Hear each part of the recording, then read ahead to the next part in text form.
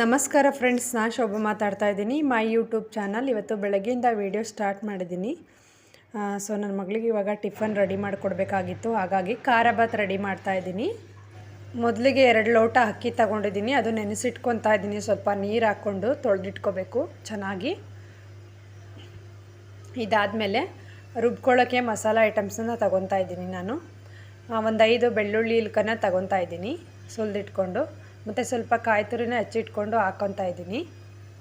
ಹಾಗೆ ಸ್ವಲ್ಪ ಚಕ್ಕೆನ ಹಾಕ್ಕೊಂಡಿದ್ದೀನಿ. ಹಾಗೆ ಸ್ವಲ್ಪ ಕೊತ್ತಂಬರಿ ಸೊಪ್ಪನ್ನು ಸೇರಿಸ್ಕೊತಾ ಇದ್ದೀನಿ. ಸ್ವಲ್ಪ ಈರುಳ್ಳಿ ಕಟ್ ಮಾಡಿದ್ನಲ್ವ, ಅದರಲ್ಲಿ ಒಂದು ಸ್ವಲ್ಪನ ಹಾಕ್ಕೊತಾ ಇದ್ದೀನಿ. ಇಷ್ಟು ಮಾತ್ರ ಇದ್ದರೆ ಸಾಕು. ಇದನ್ನು ಚೆನ್ನಾಗಿ ಸ್ವಲ್ಪ ನೀರು ಹಾಕ್ಕೊಂಡು ಮಿಕ್ಸಿ ಗ್ರೈಂಡ್ ಮಾಡ್ಕೋಬೇಕಾಗುತ್ತೆ. ಇವಾಗ ನಾನು ಗ್ರೈಂಡ್ ಮಾಡ್ಕೊತಾ ಇದ್ದೀನಿ. ಇದು ರೆಡಿ ಆದಮೇಲೆ ನಾನು ಒಗ್ಗರಣೆ ಸ್ಟಾರ್ಟ್ ಮಾಡ್ತಾಯಿದ್ದೀನಿ. ಸಿಂಪಲ್ ರೆಸಿಪಿ ಇದು. ಸೊ ಮನೆಯಲ್ಲಿ ತರಕಾರಿ ಇಲ್ಲದೆ ಇದ್ದಾಗ ಮಾಡ್ಕೋಬೋದು. ನಾನು ತರಕಾರಿ ಇತ್ತು, ಬಟ್ ಖಾರ ಬಾತ್ ತಿನ್ನೋಂಗಾಗಿತ್ತು, ಹಾಗಾಗಿ ಇವಾಗ ರೆಡಿ ಮಾಡ್ಕೊತಾ ಇದ್ದೀನಿ. ನೋಡಿ, ಈ ರೀತಿ ರೆಡಿಯಾಗಿತ್ತು ಗ್ರೈಂಡ್ ಮಾಡಿರೋದು. ಮತ್ತು ಇವಾಗ ಸ್ಟವ್ನ ಆನ್ ಮಾಡಿಕೊಂಡು ಸ್ಟವ್ ಮೇಲೆ ಒಂದು ಕುಕ್ಕರ್ನ ಇಟ್ಕೊತಾ ಇದ್ದೀನಿ. ಅದಕ್ಕೆ ಸ್ವಲ್ಪ ಹೊತ್ತು ಕಾಯಲಿಕ್ಕೆ ಬಿಟ್ಟು ನಂತರ ನಾನು ಆಯಿಲ್ ಹಾಕಿ ಸೇರಿಸ್ಕೊತಾ ಇದ್ದೀನಿ.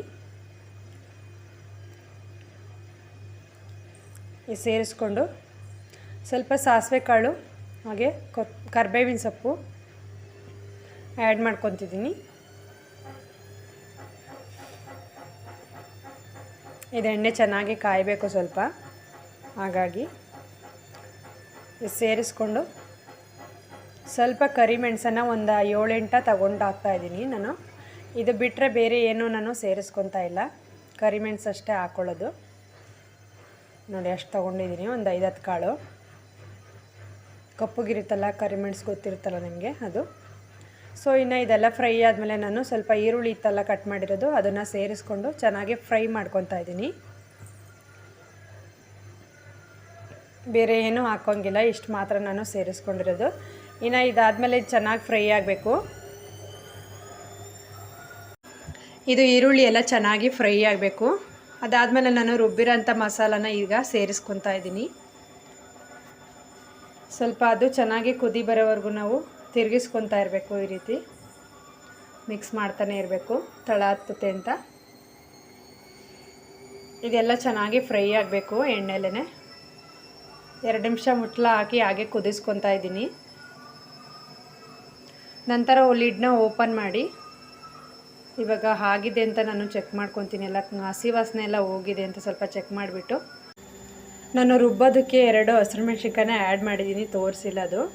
ಸೊ ಲಾಸ್ಟಲ್ಲಿ ಆ್ಯಡ್ ಮಾಡಿದ್ದೆ, ಮರ್ತೋಗಿದ್ದೀನಿ ಅಂತ ಹೇಳ್ಬಿಟ್ಟು. ಇವಾಗ ರುಚಿಗೆ ತಕ್ಕಷ್ಟು 1 ಸ್ಪೂನ್ ಉಪ್ಪು ಹಾಕ್ಕೊತಾ ಇದ್ದೀನಿ.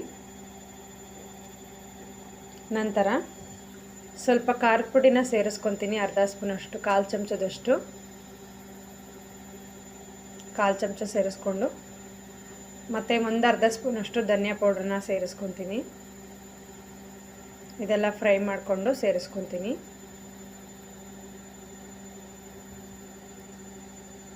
ಸ್ವಲ್ಪನೇ ಹಾಕ್ಕೊತೀನಿ ಟೇಸ್ಟಿಗೆ ಅಂತೇಳಿ. ಯಾವುದೇ ಮಸಾಲ ಯೂಸ್ ಮಾಡ್ತಾಯಿಲ್ಲ, ಬರೀ ಧನಿಯಾ ಪೌಡ್ರು, ಖಾರದ ಪುಡಿ ಮಾತ್ರ ಯೂಸ್ ಮಾಡ್ತಾ ಇರೋದು. ಇದಾದಮೇಲೆ ಸ್ವಲ್ಪ ಕಲರ್ ಬರೋದಕ್ಕೆ ಅರಿಶಿನ ನಾನು ಆ್ಯಡ್ ಮಾಡ್ಕೊತೀನಿ, 1/4 ಚಮಚದಷ್ಟು.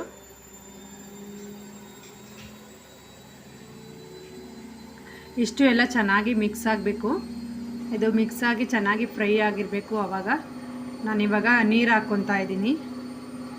ಈ ರುಬ್ಬಿರೋ ಅಂತ ಇದ್ದಿದೆಯಲ್ಲ, ಅದನ್ನೆಲ್ಲ ಕ್ಲೀನಾಗಿ ತೊಳೆದ್ಬಿಟ್ಟು ನಾನು ನೀರು ಹಾಕ್ಕೊತಾ ಇದ್ದೀನಿ.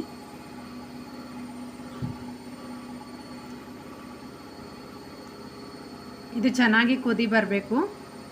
ಇದು ಕುದಿ ಬಂದ ನಂತರ ಇವಾಗ ನಾನು ನೆನೆಸಿಟ್ಟಿರೋದನ್ನೆಲ್ಲ ಅಕ್ಕಿನ ಅದನ್ನು ಸೇರಿಸ್ಕೊತಾ ಇದ್ದೀನಿ. ಅದು ಚೆನ್ನಾಗಿ 2-3 ಸರಿ ನೀರು ತೊಳ್ಕೊಬೇಕು.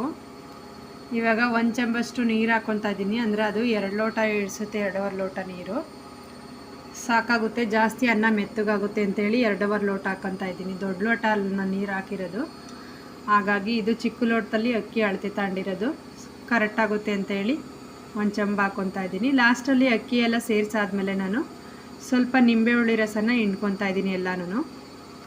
ಇಷ್ಟನ್ನು ಹಾಕ್ಕೊಂಡು ಲಾಸ್ಟಲ್ಲಿ ಸ್ವಲ್ಪ ತುಪ್ಪನ ಆ್ಯಡ್ ಮಾಡ್ತಾಯಿದ್ದೀನಿ. ಸೊ ನೀವು ಬೇಕಂದರೆ ಹಾಕೋಬೋದು, ಇಲ್ಲ ಅಂದರೆ ಸ್ಕಿಪ್ ಮಾಡ್ಕೋಬೋದು.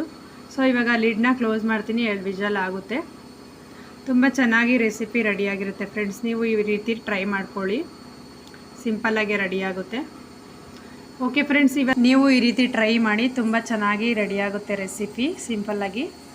ನೋಡಿ ಇವಾಗ ಈ ರೀತಿ ರೆಡಿಯಾಗಿದೆ.